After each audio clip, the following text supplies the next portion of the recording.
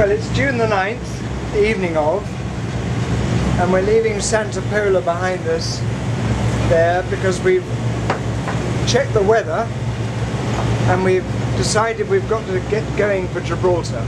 We're on our way to the corner just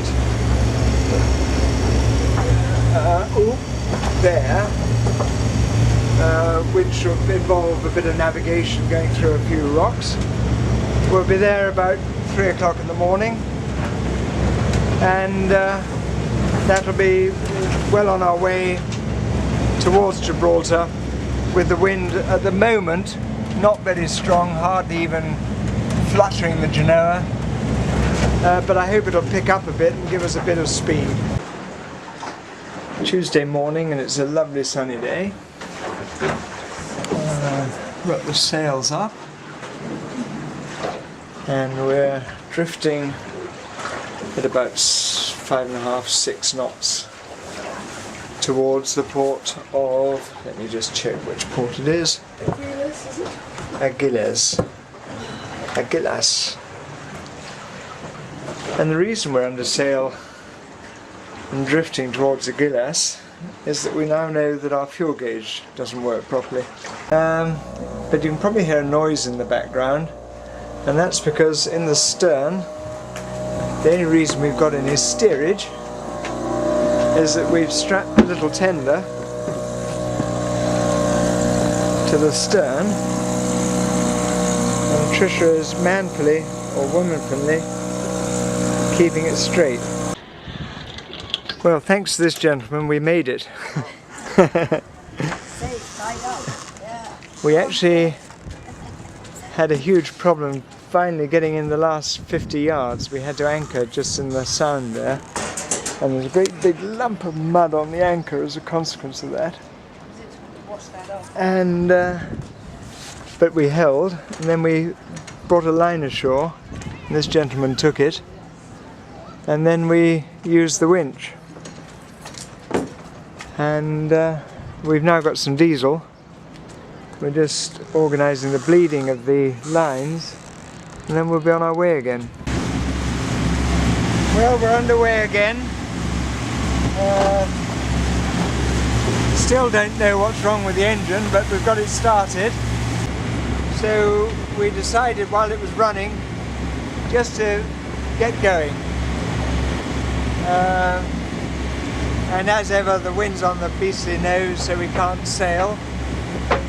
We should be able to once we turn the corner, but that's 30 miles, and we should have been there about 4 hours ago. One bonus of our problems is it's a lovely day, and we're coming along a side part of the Spanish coastline, which is unlike any other part really, because it's almost Corsican in its wilderness state. All you can see is these big plastic sheets covering the vegetables they're growing. Much prettier.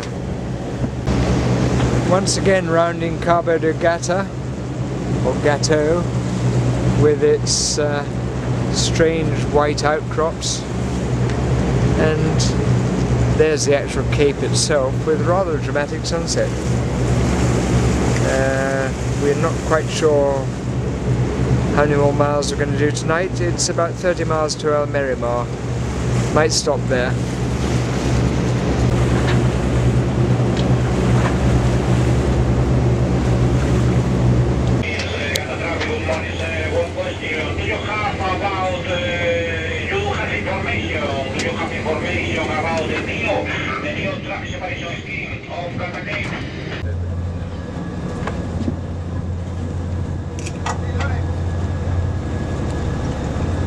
Unfortunately, this is how we're going into port in Agua Dulce.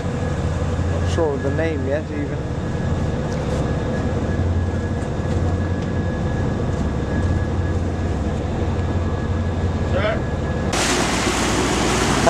Wednesday morning, and we're leaving an unlamented Agua Dulce behind, and heading, I hope, depending on a phone call just being made, to Almerimar, where we've been before. We've got both engines working, although the starboard engine has got a fairly serious vibration, and I think that has been damaged on the rocks, so I'm only running that at 2000 RPM and making it up on the starboard engine, and managed to find that one of the rudders is okay, so I've disconnected the other one and we have steering of a sort. No rudder angle though, and no auto helm, so it's all by hand at the moment. I'm trying to do a telephoto of the harbour that did all the problems, not least so that Tricia and I can look at it later. The oh well. Thursday now, and a little bit of an update. Washing draped all around the boat. Lovely sunshine. Lockers open airing. Noisy little tender. And her ladyship in the repose position. And tomorrow we're going to go over there where it says Almerimar, and the crane will lift us out. So perhaps tomorrow's report will have a picture of her bottom with whatever troubles are going to be revealed there. Friday morning, and as you see there's a massive crane in the harbour. Well, here she comes.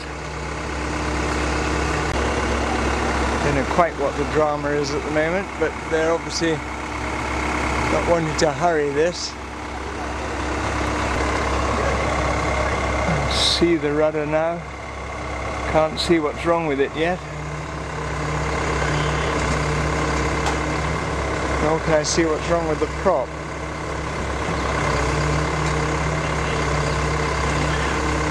And the rudder's chewed at the bottom.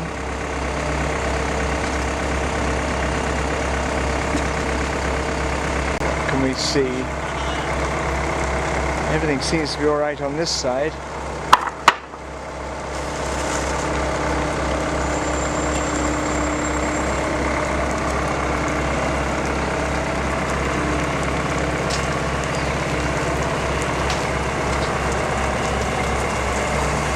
And that prop, other than being scrunched, looks salvageable.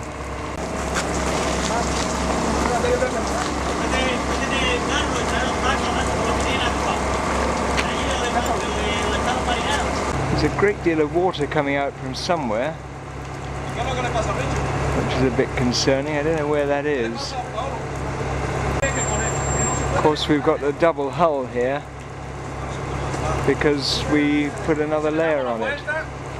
I think that rudder might come down again and we might be alright.